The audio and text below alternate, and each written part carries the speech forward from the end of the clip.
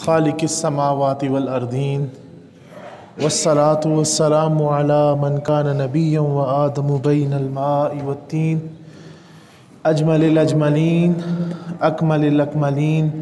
सय्यदना मुहम्मदिन व अला आलिहि व अस्हाबिहि व अहलि बैतिहि अजमईन अम्मा बाद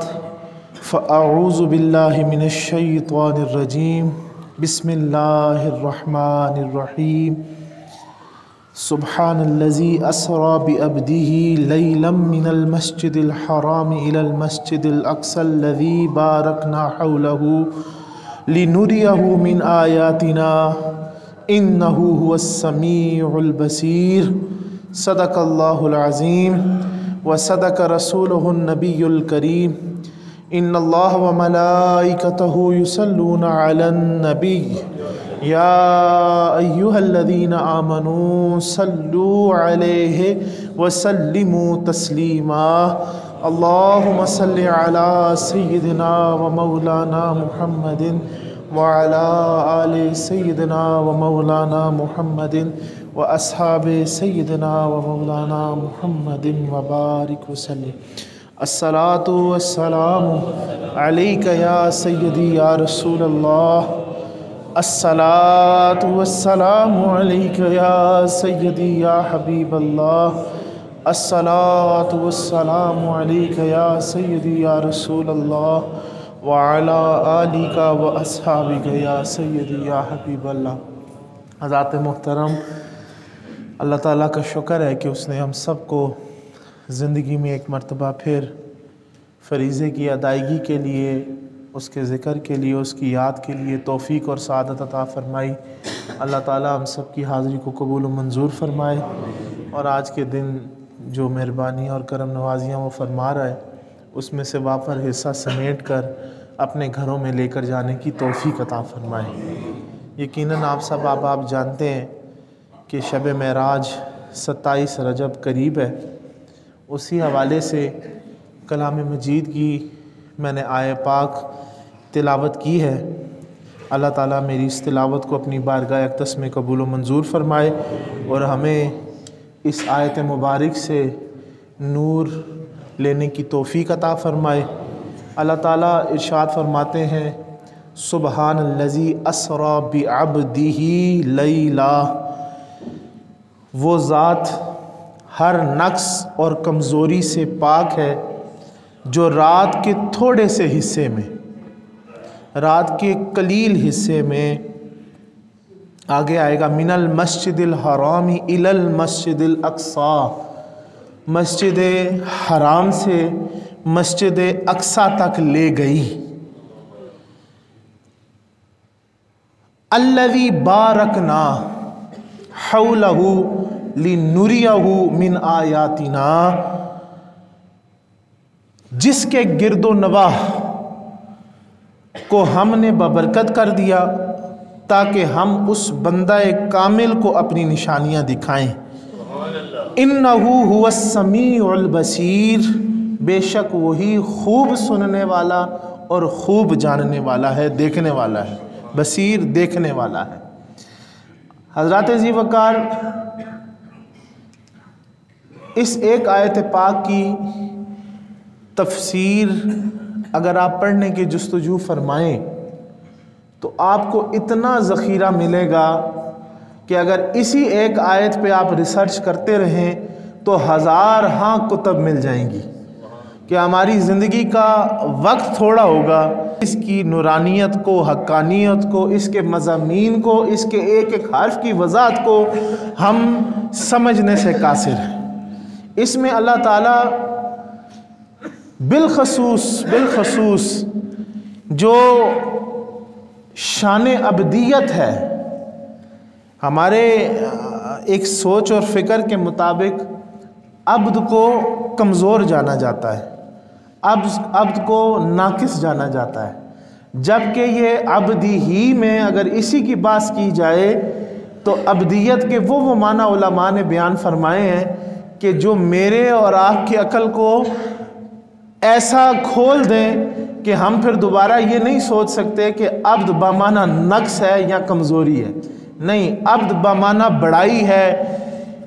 عظمت ہے، رفعت ہے، اور وہ بلندی ہے کہ جہاں پر نوریوں کے سردار جناب حضرت جبریل علیہ السلام، یعنی انبیاء علیہ السلام تو ایک طرف جو نورانی فرشتے جو رہتے ہی آسمانوں پر ہیں، جن کا بسیرہ ہی ان میں ہے، ان کے بھی جو سردار ہیں، جس مقام پر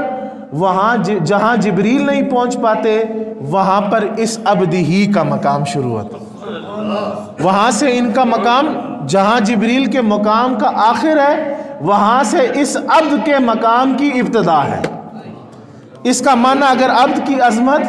اور بڑائی کو اگر آپ نے جاننا ہے تو جہاں پر اس عبد کی ابتدا ہے وہاں جبریل کی انتہا ہے۔ تو مختصر میں عرض کروں کہ پیارے آقا علیہ الصلوۃ والسلام، میرے آپ کے ایمان کی جان، اس کائنات کی جان، میرے اور آپ کے آقا، ہمارے مولا، ہمارے محسن جناب رسالت مآب صلی اللہ علیہ وسلم، آپ حضرت ام ہانی کے گھر مبارک میں آرام فرمائیں تو رب تعالیٰ کی جانب سے حضرت جبریل کی ڈیوٹی لگتی ہے کہ جاؤ میرے سونے یار کو لے کر آؤ۔ اور کیفیت کیا ہے کہ آپ آرام فرمائیں، اور علماء یہاں حکمت فرماتے ہیں، بعض اقوال ہیں کہ کعبہ شریف میں، لیکن زیادہ دلائل اس میں موجود ہیں کہ آپ حضرت ام ہانی کے گھر میں تشریف فرما ہیں۔ اور جو آپ حرم پاک کا فرماتے ہیں کہ کعبۃ اللہ کے جوار میں یا کعبہ کے ساتھ میں آپ آرام فرماتے، تو یہ معراج ایک چیز یاد رکھیے گا، علمی لوگ کبھی بھی اس بات پہ اختلاف نہیں فرما سکتے، ایک مرتبہ یہی معراج پیارے آقا صلی اللہ علیہ وسلم کو خواب کی حالت میں تمام سیر کرائی گئی، اور پھر جسمی طور پر ایک تو ہے خواب میں آپ کی روح مبارک کو یہ پورا سفر کرایا گیا، پھر روح مع الجسد کے ساتھ دوبارہ آقا پاک صلی اللہ علیہ وسلم کو 11.5 سال اعلان نبوت کے بعد اس موقع پر 27 رجب کی شب کو اللہ پاک جو ہے جسم کے ساتھ معراج کے سفر پر لے کر گیا۔ تو یہ 2 مرتبہ ہوا۔ جو تو اہل علم ہے وہ اس بات پہ اختلاف ہی نہیں فرماتے۔ بعض کے یہ اقوال ملتے ہیں علماء کے جی کہ حضور پیارے آقا صلی اللہ علیہ وسلم صرف خواب مبارک میں تشریف لے کے گئے، آپ کی روح مبارک نے سفر فرمایا، لیکن وہ بھی برحق کہتے ہیں، لیکن ان کو صرف تحقیق یہ کرنی چاہیے کہ آقا کو 2 مرتبہ معراج ہوئی، ایک خواب کی حالت میں اور ایک بیداری کی حالت میں مع الجسد جسم کے ساتھ ہوئی۔ تو اللہ نے یہ 2 مرتبہ آپ کو شرف و عزت عطا فرمائی ہے۔ تو روایات مستند اور جس پر امت کا اتفاق ہے کہ آپ حضرت ام ہانی جو کہ حضرت ابو طالب کی بیٹی آپ کی چچا زاد بہن ہے، ان کے گھر آپ آرام فرمائیں۔ تو جب جبریل حاضر ہوتے ہیں، دستک ہوتی ہے، داخل ہوتے ہیں، تو یہاں علماء یہ بھی ایک نقطہ ہے، بعد میں شاید یہ یاد نہ رہے، فرماتے ہیں کہ اس رات جناب رسالت مآب صلی اللہ علیہ وسلم کا ام ہانی کے گھر تشریف فرمانا اس لیے ہے کہ اپنے گھر میں موجود کیوں نہ تھے، اس لیے تھے کہ اللہ نے سورہ حجرات پڑھ لیں، حکم دیا ہے کہ نبی کے گھر میں باہر کھڑے ہو کر آواز دینا بھی اور اندر داخل ہونا بھی منع ہے۔ تو یہاں ام ہانی کے گھر اس لیے آرام فرما تھے کہ جبریل آئیں تو بے ادبی نہ ہو جائے، وہ نہ باہر سے آواز دیں، نہ دستک دیں، نہ گھر میں داخل ہوں، کیونکہ حضور کے گھر میں ہر ایک کے لیے مطلق حکم ہے کہ وہ نبی اکرم نور مجسم صلی اللہ علیہ وسلم کے گھر میں داخل نہیں ہو سکتے۔ تو اس لیے حضرت ام ہانی کے گھر آرام فرما تھے۔ تو آقا پاک صلی اللہ علیہ وسلم کو اطلاع فرمائی گئی، عرض کیا گیا یا رسول اللہ آپ کا رب مشتاق ہے، آپ کی زیارت کا مشتاق ہے، آپ سے ملنا چاہتا ہے۔ حضور پیارے آقا صلی اللہ علیہ وسلم روایات کے مطابق آپ کو حضرت جبریل علیہ السلام نے باقی فرشتوں کے ساتھ لیا اور آپ کے سینہ مبارک کو پیٹ کی ناف تک چاک کیا، آپ کے قلب مبارک کو زمزم مبارک سے دھویا گیا، پھر اس میں مزید انوار کو، اللہ کی تجلیات کو اس میں ڈالا گیا، اس سے مزین کیا گیا، پھر آقا پاک صلی اللہ علیہ وسلم کو کوثر کے پانی سے غسل دیا گیا، اور آقا پاک کو دولہا بنا کر آگے آگے مہار جو تھی، جو براق کی، وہ حضرت جبریل نے تھامی، اور اس براق کے پیچھے حضرت اسرافیل نے ڈیوٹی کی، اور ارد گرد فرشتوں ہے موجود تھے اور دولہا بنا کر بارات کی صورت میں بیت المقدس لے گئے، جس کا آیت پاک مقام حرم سے بیت المقدس تک، کہ وہاں پر حضور پیارے آقا صلی اللہ علیہ وسلم تشریف لے گئے اور 1,24,000 کم و بیش تمام انبیاء وہاں حضور پیارے آقا صلی اللہ علیہ وسلم کے مشتاق تھے، آپ کے استقبال کے لیے حاضر تھے، اور حضور وہاں تشریف لے گئے، ملاقات ہوئی، جبریل امین نے آذان کہی، پھر اقامت بھی حضرت جبریل نے کہی، اور پھر پیارے آقا صلی اللہ علیہ وسلم نے تمام انبیاء کرام کی امامت فرمائی۔ اور وہ قرآن میں جو فرماتے ہیں اول و آخر والی بات، وہ یہاں حضرت احمد یار خان نعیمی گجراتی رحمۃ اللہ علیہ فرماتے ہیں کہ اس عمل سے یہ بھی ثابت ہو گیا کہ اول بھی آپ آخر بھی آپ، وہ اس لیے کہ آئے تو آخر میں، لیکن اول آپ اس طرح ہیں کہ تمام انبیاء آپ کے پیچھے اور آپ ان کی امامت کرا رہے ہیں، کہ سب نوری ہوں یا انبیاء کرام ہوں، تمام کے امام اگر ہیں تو وہ جناب رسالت مآب ہیں، اس لیے اول بھی آپ ہیں آخر بھی آپ ہیں۔ تو نبی پاک صلی اللہ علیہ وسلم نے امامت فرمائی، اور اسی امامت کے دوران جب آقا پاک صلی اللہ علیہ وسلم سفر فرما کر جا رہے تو روایت میں موجود ہے کہ پیارے آقا صلی اللہ علیہ وسلم جب زمین کے اوپر سے سفر فرما رہے تو حضرت موسیٰ علیہ السلام کو اپنی قبر مبارک میں نماز کی حالت میں پایا۔ پھر آگے حضور خود فرماتے ہیں کہ تمام انبیاء نے میرا استقبال بھی فرمایا۔ تو جب امامت ہوئی، تمام انبیاء سے ملاقات ہوئی، اس کے بعد پیارے آقا صلی اللہ علیہ وسلم کا سفر مبارک آسمانوں کی طرف شروع ہوا۔ اسی طرح براق مبارک پر بٹھا کر جبریل امین موار پکڑے ہوئے ہیں، اسرافیل علیہ السلام آپ کی سواری براق کے پیچھے ہیں، اور ارد گرد ملائکہ کی ایک عظیم کثیر جماعت ہے، اور حضور کو ایک دولہا بنا کر برات کی صورت میں آسمانوں کے سفر کی ابتدا کی جاتی ہے۔ جب آسمانوں کا سفر کیا جاتا ہے، فاصلہ طے کیا جاتا ہے، تو سب سے پہلے آسمان پر دوبارہ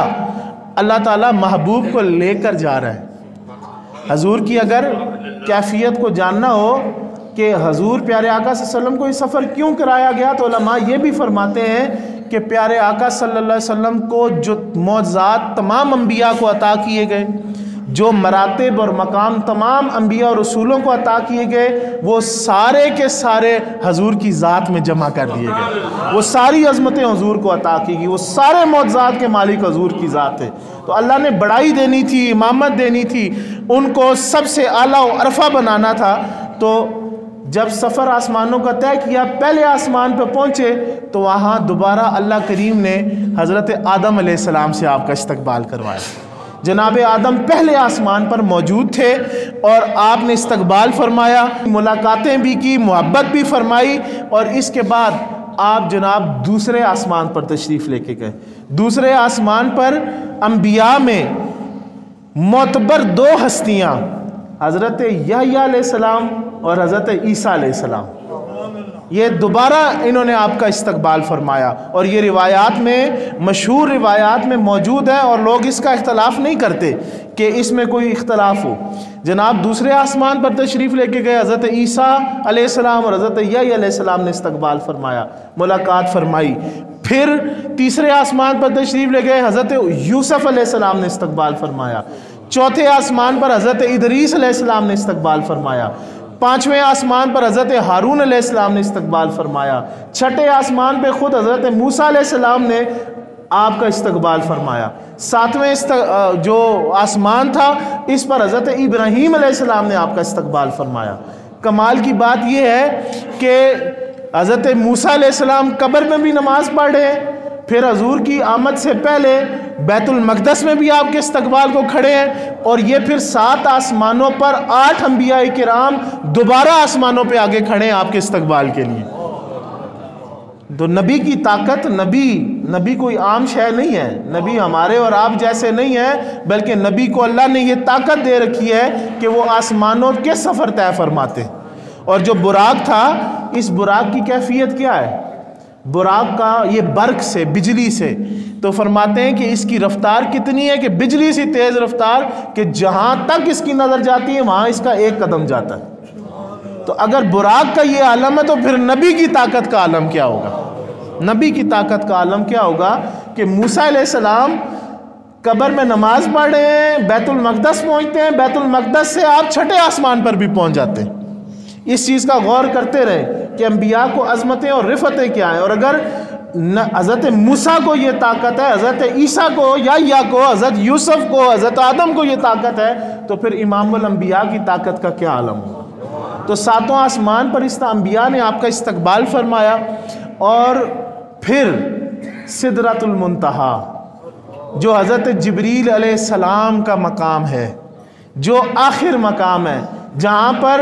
ملائکہ کے سردار کا آخری مقام، اور یہ منتہا ایک ایسا درخت ہے بیری کا جس کے پتے ہاتھی کے کان کے برابر ہے، اور جس پر جو پھل لگتا ہے وہ مٹکوں کے برابر لگتا ہے، اور اس مقام پر یہ قیام گاہ حضرت جبریل امین کی۔ اس سے آگے کا جو مقام ہے وہاں کے بارے میں علماء فرماتے ہیں کہ کوئی نہیں جانتا۔ اگر کوئی جانتا ہے اس مقام کو تو وہ یا تو اللہ جانتا ہے یا اللہ کے محبوب جانتے ہیں، یا بلانے والا جانتا ہے یا جانے والا جانتا ہے کہ وہ مقام کیا ہے، ادھر کیا معاملات ہیں۔ جبریل امین جب سدرۃ المنتہا حضور کو لے کر پہنچے تو روایات میں یہ جملہ موجود ہے کہ پیارے آقا صلی اللہ علیہ وسلم کو عرض کرتے ہیں، یا رسول اللہ، پیارے آقا اب یہاں پر میری انتہا ہے، اگر میں اس مقام سے ایک بال برابر بھی آگے بڑھا تو یا رسول اللہ میں تجلیات الہی کو برداشت نہیں کر سکتا، میں جل کر راکھ ہو جاؤں گا، میرے پر جو ہیں جل کر راکھ ہو جائیں گے، میں آگے نہیں بڑھ سکتا حضور، یہ باپ کا مقام ہے۔ تو پیارے آقا علیہ الصلوۃ والسلام پھر اس مقام پر داخل ہوئے مال جسد، جسم کے ساتھ۔ عبدیت کو کمزور نہ جانے، یہ عبدی ہی اللہ خود فرما رہا ہے، میرا خاص بندہ۔ تو عبد ہونا کوئی ملائکہ سے کم تر نہیں، بلکہ عبدی ہی کی شان اگر دیکھنی ہو تو وہ محمد مصطفیٰ کی صورت میں جہاں نوریوں کا سردار رک جائے وہاں عبد داخل ہو رہا ہے، وہاں عبدی ہی جا رہا ہے۔ تو یہ عبد کا مقام جو ہے یہ چھوٹا مقام نہیں ہے۔ تو حضور داخل ہوئے، پھر رب سے ملاقات ہوئی، اور ملاقات کیسی ہوئی کہ روایات میں کہ اتنا قرب کہ 2 کمانوں کے برابر، اور بعض ایسی روایات بھی تواتر کے ساتھ ہیں کہ اتنا قریب کہ محبوب اور محب میں کوئی فرق ہی نہ رہا، اتنے قریب ہو گئے رب کے حضور، اتنا قرب نصیب ہوا۔ اور یہ روایت میں اکثر سنایا کرتا ہوں، میں نے اپنے پیر و مرشد حضور یہ روایت میں نے پڑھی ہے، یہ قرب کیسا فاصلہ ہوگا؟ تو آپ نے فرمایا کبھی پیاز کو چھیلو نا تو اس میں ایک پتلی سی جلی ہوتی ہے جو اس کو درمیان سے علیحدہ کاری ہوتی ہے، ایک وہ ٹرانسپیرنٹ سی جلی ہوتی ہے۔ فرماتے ہیں مثال لے لو، یہ اس سے بھی کم تر فاصلہ تھا، دونوں محبوب اور محب جڑے ہوئے تھے، اس طرح جڑ گئے۔ تو بات یہ کہ ایسا قرب ملا، اور اس قرب میں پھر جو باتیں ہوئیں، جو عطا کیا گیا، اس کو قرآن خود فرماتا ہے وہ میرے اور میرے محبوب کی باتیں، وہ آپ کے اور میرے ذہن کی بات ہی نہیں کہ ادھر کیا ہوا، وہ اللہ فرماتا ہے میں جانوں، میرا محبوب جانے، باتیں اس سے تمہارا کوئی سروکار نہیں۔ اور کیا فرماتے ہیں؟ فَأَوْحَا إِلَىٰ عَبْدِهِ مَا أَوْحَا، پس اس خاص مقام قرب و وصال پر اس اللہ نے اپنے عبد، اپنے محبوب کی طرف وہی فرمائی جو فرمائی۔ وہ کہتا ہے جو میری اور محبوب کی بات ہے میں جانوں اور محبوب جانے، تمہارا اس سے کوئی کام نہیں۔ تو جب زیارت ہوئی، رخصت ہوئے، دوبارہ واپسی ہوئی، تو چھٹے آسمان پر دوبارہ جناب موسیٰ علیہ السلام آگے منتظر ہیں۔ تو پیارے موسیٰ علیہ السلام آگے منتظر ہیں، آپ کی زیارت فرماتے ہیں، بھئی کیا تحفہ ملا؟ فرمایا اللہ نے 50 نمازیں امت کے لیے تحفے میں عطا فرمائی ہیں۔ تو حضرت موسیٰ علیہ السلام نے عرض کیا یا رسول اللہ، اے نبی اللہ، بات یہ ہے کہ یہ آپ کی امت نمازیں ادا نہیں کر سکے گی، میری امت جسم میں، جان میں آپ کی امت سے بہت آگے تھی، طاقت میں، وجود میں بڑی طاقتور قوم تھی، لیکن پھر بھی وہ چھوٹی سی چھوٹی رب کی عبادت کو پوری نہیں کہ آپ جائیں تخفیف کرا کے آئیں۔ رب تعالیٰ کے حضور پھر سرکار دو عالم صلی اللہ علیہ وسلم تشریف لے کے گئے۔ یہ عبدی ہی کی شان ہے کہ جہاں جبریل ایک دفعہ داخل نہ ہو وہاں مصطفیٰ بار بار داخل ہو، اور کیا روایات میں موجود ہے کہ سرکار دو عالم بار بار تشریف لے کے جاتے، موسیٰ علیہ السلام کے پاس آتے، 5 کر کے کمی ہوتی گئی، اور کتنی دفعہ گئے خود آپ جان لیں کہ 50 دفعہ نمازیں تھیں، 5 کی تخفیف ہوتی رہی، اور جناب موسیٰ علیہ السلام کے پاس جب دوبارہ آخری بار پھر حاضری ہوئی تو کیا ہوا کہ اللہ نے 5 نمازیں کر دی۔ موسیٰ علیہ السلام نے فرمایا یا رسول اللہ آپ کی جو امت ہے اس سے یہ 5 بھی نہیں پڑھی جائیں گی۔ تو پیارے آقا صلی اللہ علیہ وسلم نے فرمایا اب مجھے رب کے پاس جاتے ہوئے حیا آتی ہے، جو میرا امتی ہوگا وہ نمازیں یہ 5 پڑھے گا۔ یہ حضور نے فرمایا کہ مجھے اب حیا آتی ہے۔ اور رب تعالیٰ کی ایک روایت یہ بھی ہے کہ اللہ تعالیٰ نے بھی ارشاد فرمایا کہ ہم جو ایک دفعہ فیصلہ فرما لیتے ہیں اس کو بدلتے نہیں، لوح محفوظ پر جو لکھ دیا جائے۔ فرمایا آپ کی امت کے حصے میں 50 نمازیں لکھ دی گئی تھی، اب یہ جو 5 ہیں پڑھنے میں تو 5 ہے لیکن یہ 50 کے برابر ہے۔ یہ پڑھیں گے 5 لیکن عطا ان کو 50 کا ثواب ہوگا، یہ 50 ہی پوری ہوں گی۔ تو یہ تو عظیم تحفہ عطا کیا گیا، اور پیارے آقا علیہ الصلوۃ والسلام نے یہ تحفہ مبارک لے کر آئے۔ اور یہ علماء کرام اکثر فرماتے ہیں اور ہمارے بزرگ بھی فرمایا کرتے کہ بھئی باقی سب عبادات اللہ تعالیٰ نے اس زمین پر حضور تشریف فرما تھے، جلوہ گر تھے تو ان کا حکم نازل ہوا۔ نماز ایسی عبادت ہے، ایسی باکمال رب کے ساتھ تعلق اور رشتہ ہے کہ اللہ نے حضور کو یہ تحفہ عرش پر بلا کر عطا کیا۔ تو اس کی فضیلت کو، اس کی اہمیت کو جاننا ہو تو یہی کافی ہے کہ یہاں بھیجا جاتا ہے حکم اور وہاں حضور کو بلا کر عطا کیا جاتا ہے۔ تو میں عرض کرتا چلوں، وقت تھوڑا ہے، کہ حضور کو پھر تمام مشاہدات کرائے گئے، جنت کا، دوزخ کا، آسمانوں کی تمام سیر کرائی گئی، اور جنت میں حضور کے غلاموں کو، آپ کے غلاموں کے محلات کو، جو جو اللہ تعالیٰ نے ان کو جزا عطا فرمانی ہے ان کا بھی مشاہدہ کرایا گیا، اور جہنم میں بھی جماعتیں دکھائی گئیں کہ کون کون کس کس وجہ سے اس جہنم کے عذاب میں ڈلا ہوا ہے۔ جیسا کہ 2-3 روایات عرض کر دیتا ہوں، 1-1.5 منٹ باقی ہے، کہ پیارے آقا صلی اللہ علیہ وسلم کو جب مشاہدہ اس کا کرایا گیا، دکھائی گئی، تو ایک قوم ایسی دکھائی گئی کہ جو گرم پتھر کھا رہی تھی۔ تو حضرت جبریل علیہ السلام سے پیارے آقا صلی اللہ علیہ وسلم نے پوچھا اے جبریل یہ کون سی جماعت ہے، یہ کون لوگ ہیں؟ تو اس نے عرض کی یا رسول اللہ یہ وہ لوگ ہیں جو زکوٰۃ ادا نہیں کرتے تھے، یہ وہ لوگ ہیں، مالدار لوگ ہیں جو زکوٰۃ ادا نہیں کرتے تھے، اب ان کو یہ عذاب ہے کہ یہ گرم پتھر کھا رہے ہیں جہنم میں۔ آگے مزید گئے تو ایک خون کی نہر بہہ رہی ہے، اس میں پیارے آقا صلی اللہ علیہ وسلم ایک شخص کو دیکھتے ہیں کہ وہ اس خون کی نہر میں کھڑا ہو کر پتھر کھا رہا ہے نکال کر۔ تو حضور نے پوچھا یہ کون شخص ہے؟ تو آپ نے فرمایا یہ سود خور ہے۔ جبریل امین عرض کیا رسول اللہ یہ سود خور شخص ہے۔ آگے بڑھے، ایک ایسا شخص دیکھے، ایسی جماعت دیکھی کہ جن کے ناخن جو ہیں تانبے کے بنے ہوئے، بڑے بڑے ناخن ہیں، تو وہ اپنے چہروں کو، اپنے سینوں کو چیر رہے ہیں۔ پوچھا گیا یا رسول اللہ، سرکار نے پوچھا ہے جبریل یہ کون ہے؟ تو پیارے آقا صلی اللہ علیہ وسلم نے جبریل نے عرض کی یا رسول اللہ صلی اللہ علیہ وسلم یہ وہ لوگ ہیں جو اپنے مسلمان بھائیوں کی غیبت کیا کرتے تھے، اللہ نے آج ان کو یہ اس امتحان میں ڈال دیا ہے، جہنم میں ان کو یہ سزا دی جا رہی ہے کہ غیبت کرتے تھے۔ تو پیارے آقا صلی اللہ علیہ وسلم مزید آگے بڑھے، ایک جماعت کا مشاہدہ کیا کہ بڑی بڑی لوہے کی کینچیوں سے ان کے ہونٹوں کو اور زبانوں کو کاٹا جا رہا تھا۔ حضور پیارے آقا صلی اللہ علیہ وسلم نے دریافت فرمایا جبریل یہ کیا ہے، ان کے ساتھ یہ معاملہ کیوں پیش آ رہا ہے؟ تو حضور علیہ الصلوۃ والسلام کو عرض کرتے ہیں جبریل امین یا رسول اللہ یہ وہ عالم ہیں جو بے عمل تھے، یہ وہ عالم ہیں جو بیان کرتے تھے پر اس پر عمل نہیں کرتے تھے، آج ان کو اللہ تعالیٰ نے اس سزا میں ڈال دیا ہے کہ ان کے ہونٹوں کو اور زبانوں کو کاٹا جا رہا ہے۔ تو عزیزان محترم انشاءاللہ تعالیٰ اگلے جمعۃ المبارک کو بھی اسی موضوع کو لے کے آگے بڑھیں گے، اور یہ بعبدہ لیلاً ان دونوں لفظوں پر گفتگو کریں گے۔ تو عرض گزار یہ ہوں کہ اللہ تعالیٰ نے عبدیت کا جو مقام رکھا ہے وہ چھوٹا مقام نہیں، بلکہ وہ ایسا اعلیٰ مقام ہے کہ جہاں پر جبریل امین علیہ السلام کی انتہا ہے وہاں سے عبدہ کے مقام کی ابتدا ہے، اور بالخصوص یہ عرض کرتا چلوں عبدہ تو وہ لا مکان، جہاں کہاں زمان ان سب جگہ سے وہ اللہ کے قرب کا مقام پاک ہے۔ میں صرف اتنا عرض کرتا ہوں کہ سدرۃ المنتہا پر میرے پیارے آقا صلی اللہ علیہ وسلم جب داخل ہوئے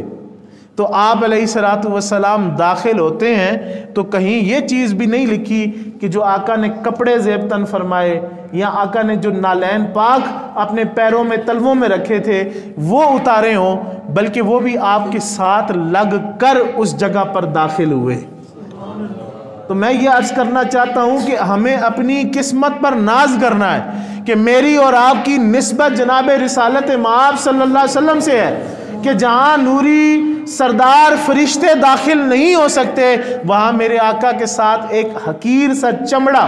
جو حضور کے تلووں سے نسبت کر لے تو ہمارے لیے وہ عرش سے بھی عظیم ہے، لیکن وہ چمڑا جو ہے حضور کے اگر تلووں سے نسبت حاصل کر لے تو وہاں داخل ہو جائے جہاں جبریل داخل نہ ہو پائے۔